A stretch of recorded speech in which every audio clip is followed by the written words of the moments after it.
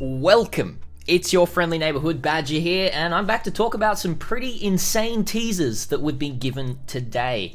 Now, over the past few days, we've had a few teasers of some div cards, some really cool aspirational content through like Delving and Breach and Blight maps and everything like that. But I haven't really fully felt like I needed to do a video until today because of some pretty amazing stuff coming through. Most notably, 2 teasers that we got as of today uploading of this video.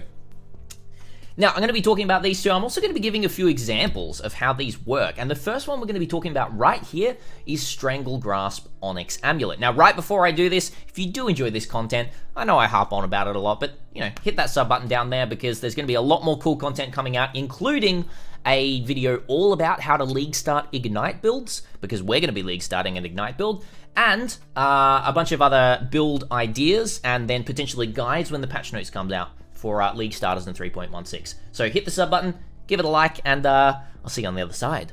Strangle Grasp, what is it? It is an Onyx Amulet, and it doesn't really look like it has a lot on it right there, but it has a special modifier, the single modifier right here, of can have 3 additional enchantment modifiers. Now, straight off, you're like, enchantment modifiers on amulets, what are they? Are they like anoints or something like that? Yes, they are anoints. Anointments are something that you can do through Blight League and the Blight mechanic. If you have 3 oils from Blight, you can anoint an amulet and it will give you a notable passive on the passive skill tree without needing to pass to that. What this means, 3 additional, it means you can have a total of 4 anoints on this amulet, Strangle Grasp. Now, this also brings a lot of other really interesting things into it. Now, yeah, you might be losing an amulet slot for, like, you know, some good damage through another unique item, but I've been playing around with a couple of cool ideas for some amulets. Now, I've just got a couple of other items in here and path of building you're showcasing. But say, for example, you could do a max res Ruby Amulet. Now, there are going to be more max res nodes coming in 3.16, so this could even be +4 max res. But right now, this is giving me +3 max res, and around about, how much other normal res is it giving me? Around about 20% other resistances over there as well, which is pretty darn nice. You could do something like stacking all of the life nodes that you can do on the tree, the biggest life nodes, like 10%, 10%, 10%, and 14%, as well as some flat life.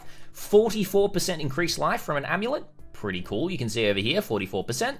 You could even do something like picking up all the reservation on the tree and +1 curse to give you, how much reservation is that actually giving you? It's giving you, +9% unreserved mana right there on a 50% reserved. And then you're also getting +1 curse. Or you could even do, you know, all the spell block nodes on the tree if you're wielding a shield. So Sanctuary, Arcane Guarding, Arcane Swiftness, and even Deflection right there. Which gives you, I think, around 14 chance to block, and then a little bit more just standard chance to block as well. It gives you about, how much does it give you? It gives you 11% chance to block and 14% spell chance to block there.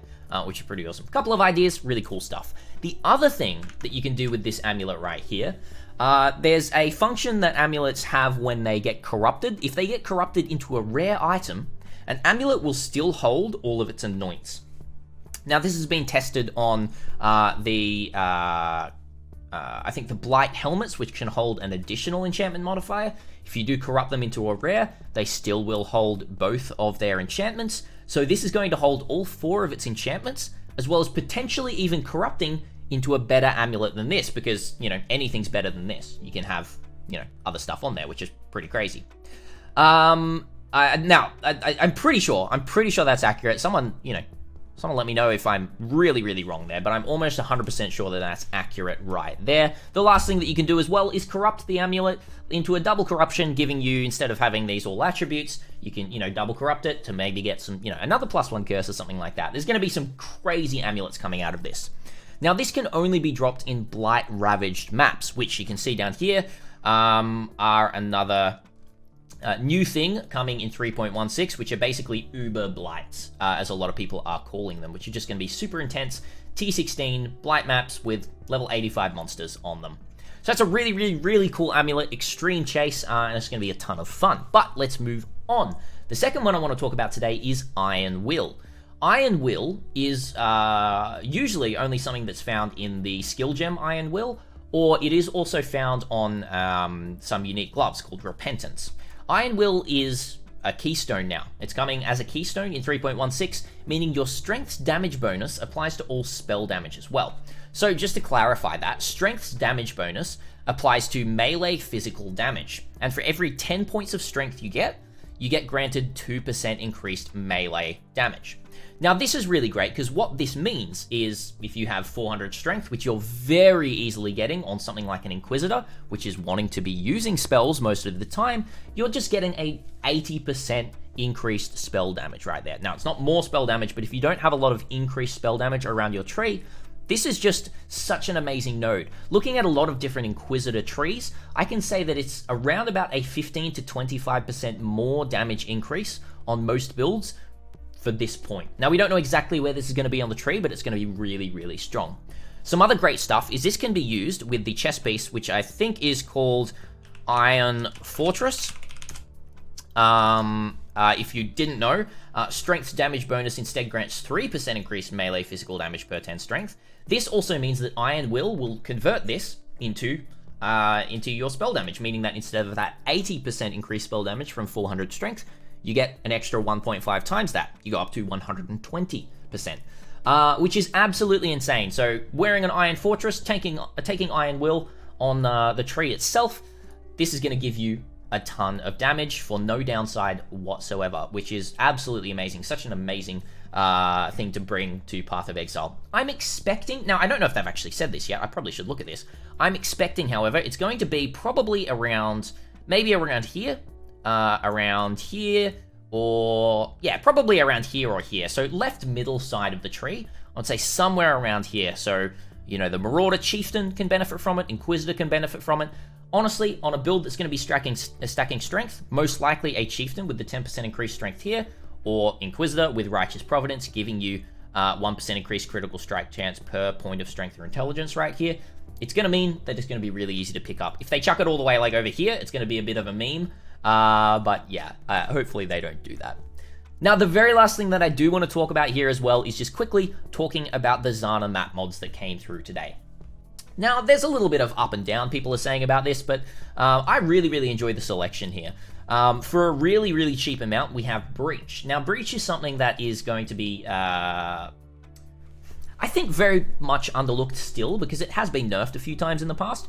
But from my tests in previous leagues, Breach farming, especially early league, number one, extremely profitable, and number two, levels your character up so extremely fast. Especially with the new Breachstones coming in that are going to be aspirational Uber Breachstone content, I think 2 Chaos on Breach early maps, if you can sustain this on your league starter or anything like that, I'm probably going to be trying and putting this on every single character. So we'll see how that goes as I'm grinding up, and especially playing an Ignite Proliferation build, Breaches are going to be an absolute cakewalk for the build. It would be really nice. Essence for 3 Chaos, going to be really, really nice in Haywire Amulet if Essences stay in Haywire Amulet. Bloodlines is just really nice for map sustain. Ambush is pretty good for any sort of strongbox juicing. Beyond for 5 Chaos, we all know what Beyond means. Just Nemesis maps. And then to end off, Legion and Blight. Now, Blight for 8 Chaos is actually very, very good. There are some really tasty nodes from Atlas passives. Hopefully they stay around. We don't know exactly what's going on there. But a lot of tasty Blight passives that are going to be super, super nice to get you oils, potentially, for your Strangle Grasp if you want to get one. Or get you some Uber Blighted maps late game as well. So honestly, a really, really great selection right here. I'm very, very happy with the selection of Xana mods right here.